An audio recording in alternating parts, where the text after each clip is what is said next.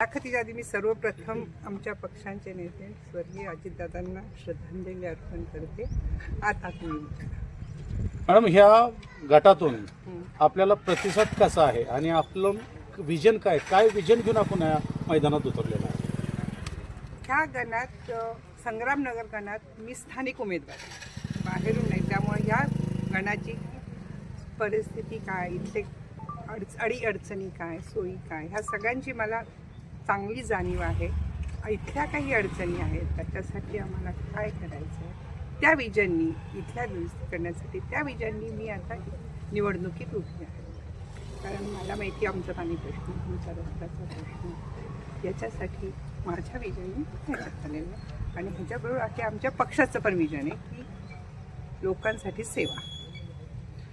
विरोधकांकडून लाडक्या बहिणीची योजना जी चालू केली त्याचं एक प्रत्येक मतदारामध्ये बिंबवलं जातं की आम्ही लाडकी बहीण योजना चालू आहे आणि देवेंद्र फडणवीसने ते मुख्यमंत्री राज्याचे यांनी हे जी काही लाडकी बहीण योजना चालू केली ते आमची आहे, तर आपण आम्हालाच मतदान करावं अशा एक प्रकारचं त्यांचं हे येतं.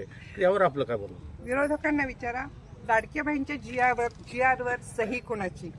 आमच्या अजितदादांची. योजना सुरू केली अजितदादांनी, आमच्या राष्ट्रवादी. आता कोण कसं श्रेय घेते हा ज्याचा प्रश्न आहे, पण आमच्या पक्षाने ही सुरू केली ही 100%. निश्चितपणे आपण बघू शकता की आपण माजी सदस्य सुद्धा राहिलेला आहात. हो. आणि या ठिकाणी प्रामुख्यानं संग्रामनगर गणात फिरत असताना मतदारांचा तुम्हाला जो प्रतिसाद मिळतोय, त्यांचे जे काही प्रामुख्याने मूलभूत गरजा आहेत किंवा जे प्रश्न आहेत, प्रामुख्याने असे कुठले 3 प्रश्न आहेत किंवा कुठले प्रश्न आहेत की त्यांना त्या अडचणींना सामोरे जावं लागतं सध्या? संग्रामनगरमध्ये सगळ्यात मोठा प्रश्न सध्या आहे वाढती वसाहत. त्यामुळं थोडंसं रस्ते आणि पाण्याचं, कारण वसाहत दिवसेंदिवस खूपच, पूर्वीचं संग्रामनगर आणि आत्ताचं संग्रामनगर याच्यात खूप मोठा बदलपेक्षा वसाहत वाढलेली आहे. तसे संग्रामनगरमध्ये चांगली गोष्ट आहेत की इथं शांती, लोकांच्यात वातावरण अतिशय चांगलं की लोक इथं आवर्जून राहायला येतात. तर एका म्हणजे आमचा साईबाबा उत्सव असू देत, नाहीतर आमच्या कमल शेखच्या इथं पीरसाहेबांचं असू, सगळे गावकरी अतिशय शांतपणे सगळे कार्यक्रम करतात. हॉस्पिटलच्या सुविधा, शाळेच्या सुविधा संग्रामनगरमध्ये खूप चांगल्या आहेत. थोड्या ज्या सुविधा आहेत त्या रस्ता आणि पाणी. तर पाण्याची पण आता चांगली व्यवस्था म्हणजे या 2-3 महिन्यात होऊन जाईल. राहिला रस्ता आणि गटरचा प्रश्न, तर तो थोडासा वेळ लागतो, पण 100% होऊन जाईल. ह्या 5 वर्षात नक्की होऊन जाईल. निश्चितपणे आपण बघू शकता की महाराष्ट्राचा दादा माणूस, ज्यांना दादा या नावानं ओळखलं जायचं, स्वर्गीय अजितदादा पवार, महाराष्ट्राचे माजी उपमुख्यमंत्री, आज आपल्या नाही जवळपास 7 दिवस होत आले. त्यांच्या पश्चात पक्षाची कुठंतरी भूमिका किंवा पक्ष डगर येऊ नये, हलू नये किंवा पक्षाची कुठेही गळती लागू नये, तो नीटनेटका राहावा यासाठी सुनित्राताई पवार यांनी जी भूमिका घेतली आणि आता सध्या त्यांनी महाराष्ट्र राज्याच्या पहिल्या महिला उपमुख्यमंत्री म्हणून शपथ घेतलेली आहे. आणि त्यांच्यावरती बीड जिल्हा आणि पुणे जिल्हा या दोन्ही जिल्ह्यांची पालकमंत्री म्हणून जबाबदारी सुद्धा आलेली आहे. काय वाटतं एक महिला म्हणून तुमच्या भावना? निश्चित सक्षम आहेत आणि खूप चांगल्या प्रकारे दोन्ही ठिकाणच्या त्या जबाबदारी स्वीकारतील.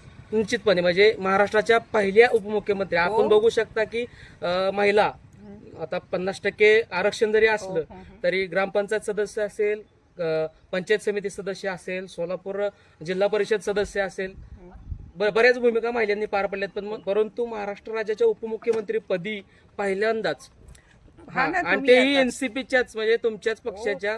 काय वाटतं? ठामपणे सांगते, निश्चितपने त्या सक्षम आहेत, जबाबदारी खूप चांगल्या प्रकारे देईल. काय वाटतं संग्रामनगर मधनं विजयाचा गुलाल घ्याल? बघा तुम्ही. प्रथमतः जर या भागातून आपण निवडून आलात तर सर्वात प्रथम कुठल्या समस्येला आपण प्राधान्य द्याल? रस्त्याची मतदारांचा कसा प्रतिसाद आहे तुम्हाला? एकदम खूप छान विश्वास आहे. त्यांच्याच गावातला उमेदवार आहे, माहितीतला आहे आणि काम करणारा आहे हेही माहिती आहे. नाही, प्रामुख्यानं आपण बघू शकता ह्या गणाची लढाई चालू आहे, दुहेरी लढत आहे, घड्याळ विरुद्ध कमळ. काय वाटतंय, घड्याळ विरुद्ध कमळ का माने पाटील विरुद्ध मोहिते पाटील? नाही, आमची पक्षाची लढाई आहे, कुठल्या कोणाच्या घराशी, ह्या दोन्ही पक्षांचीच आहे. आम्ही घड्याळ आहे, ते कमळ. जिल्हा परिषद आणि पंचायत समितीला दोन्ही राष्ट्रवादी ह्या एकत्र झाल्यात. आता पुढे देखील विलिनीकरण होऊ शकेल? ते आता वरच्या नेत्यावरचं वरिष्ठ पातळीवरचे प्रश्न आहेत. आमचं इथे तर 100% आहे आणि दोन्हीचा सपोर्ट चांगला आहे. प्रचार दोन्हीच्या माध्यमातून छान चालू आहे. खूप खूप धन्यवाद, खूप खूप शुभेच्छा Thank you. तुम्हाला. या आता बघू शकता आता- राष्ट्रवादी चला.